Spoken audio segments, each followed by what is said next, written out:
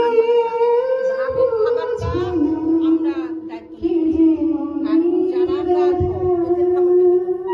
ওটা তো বাবু আপনার ভাইয়া অর্ডার করে দিচ্ছে already. Biryani banner order done, honey order ডান।